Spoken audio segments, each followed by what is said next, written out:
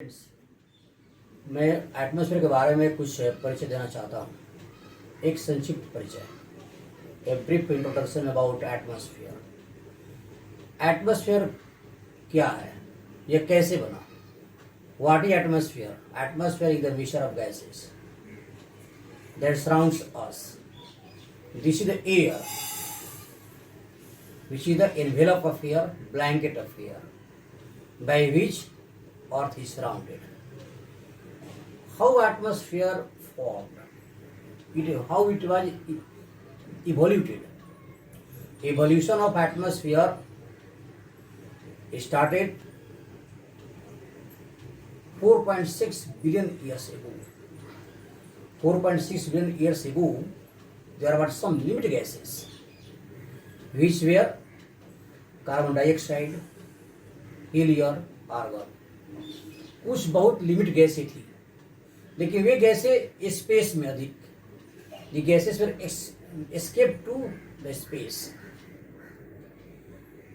अर्थ का एटमॉस्फेयर का इवोल्यूशन का मेन कारण है, the main cause of the evolution of earth atmosphere is volcanic eruption.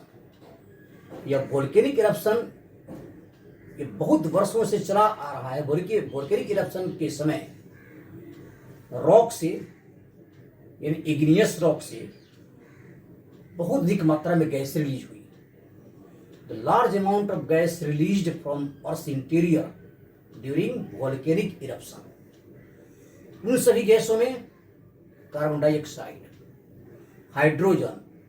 Hydrogen compounds जैसे अमोनिया NH3, अमोनियम NH4, ये सभी गैसें बड़े लिटिल अमाउंट में ही थी, लेकिन इन सभी गैसों की उत्पत्ति या वोल्केनिक इरप्शन से हुआ। तो volcanic eruption is the main cause for evolution of earth atmosphere. साथ ही वाटर वेपर भी निकला। Water vapour when earth surface cool down, then water vapour condensed. Lastly, it formed clouds and reached on the Earth's surface in the form of rain. The continuous rainfall on the Earth's surface caused the formation of oceans. Ocean sea on the Earth's surface. तो यह atmosphere पहले बना, और atmosphere के बाद यह water vapour इतना अधिक यह एटमॉस्फेयर में अवेलेबल हुआ, जिसके चलते रेनफॉल हुई। और यही रेनफॉल से, इसी हेवी और कंटिन्यूअस रेनफॉल से पृथ्वी के सरफेस पे जो आप सी और ओशन देख रहे हैं, इनका इवोल्यूशन हुआ। Earth, our atmosphere contains life supporting gases like oxygen, nitrogen, carbon dioxide etcetera. But nitrogen covers the maximum area. Nitrogen accounts for little more than 78% in the atmosphere. 28% of atmosphere covered by oxygen, and the rest 1% of the atmosphere covered by other gases like CO2, hydrogen, helium, argon, krypton, etc. Argon, krypton, neon, xenon, they are also gases. Nitrogen, oxygen, hydrogen, neon, krypton, they are the permanent gases of atmosphere. Water vapor is also one of the parts of atmosphere that contributes a great role in making the atmosphere very moderate. Now, under the structure of atmosphere, you should know that there are 5 layers of atmosphere. Troposphere is the lowermost layer, troposphere, then stratosphere, then mesosphere, then ionosphere, and last the 5th layer of atmosphere is exosphere. यहाँ पर मैं एक बात कहना चाहूँगा कि जैसे जैसे हाइट बढ़ती जाती है, हवा की डेंसिटी कम होती जाती है। क्यों कम होती है? नीचे का टेम्परेचर अधिक रहता है, तो एयर मॉलिक्यूल्स क्या होते हैं, फैलते हैं। उसके बाद यहाँ के नीचे भी डेंसिटी कम हो जाती है, लेकिन जब ऊपर जाते हैं हवा फैलती नहीं है, हवा बहुत हल्की हो जाती है। अब यहाँ पर हम जैसे हाइट जाते हैं, जैसे हाइट पे जाते हैं, एयर प्रेशर इतना कम हो जाता है कि ऑक्सीजन की मात्रा भी कम हो जाती है। आपको यह जानकर आश्चर्य होगा कि माउंट एवरेस्ट पर 70% ऑक्सीजन कम हो जाता है। Only we can obtain 30% of oxygen. इसलिए माउंटेनर्स क्या करते हैं, जो माउंटेन क्लाइंबर्स होते हैं, वे अपने साथ ऑक्सीजन का बैग लेकर जाते हैं। सी सरफेस की अपेक्षा 70% ऑक्सीजन की कमी हो जाती है। Only 13% oxygen is available on mount Everest.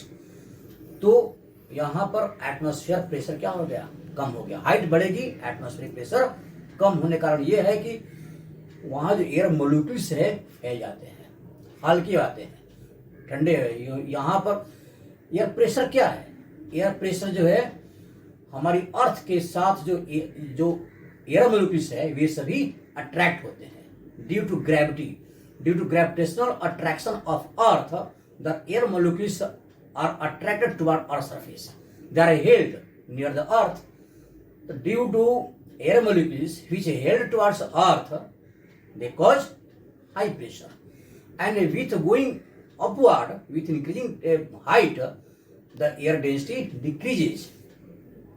That leads to decreasing atmospheric pressure. अब यहाँ पर टेम्परेचर और प्रेशर में क्या रिलेशन है? जैसे जैसे टेम्परेचर बढ़ेगा प्रेशर घटेगा। यहाँ टेम्परेचर बढ़ने से प्रेशर क्यों घटता है? What is the reason? With increasing temperature, the atmospheric pressure decreases. क्योंकि हवा का टेम्परेचर जैसे से एयर मोलिक्यूल से अधिक हॉट होते हैं वे फैलते हैं। They need more and more space to expand. हवा के मोलिक्यूल जैसे से फैलते हैं यहाँ पर हवा डेंसिटी क्या होती है, प्रेशर कम होता है। तो गर्मी के दिनों में चूंकि टेम्परेचर यहाँ पर हाई, जहाँ भी टेम्परेचर गर्मी के दिन में जहाँ टेम्परेचर हाई है वहाँ पर उस समय क्या होता है, एटमॉस्फेरिक प्रेशर लो जाते हैं। लेकिन वहीं जाड़ा के दिन में during winter season atmospheric pressure ही higher, because air molecules get contract, they come close and closer. तो due to coming contact with one other, air molecules cause high pressure over the earth during winter season in the condition of low temperature. तो इस तरह से जहाँ पर higher the temperature lower the pressure, lower the temperature, higher the pressure. This is the natural phenomenon.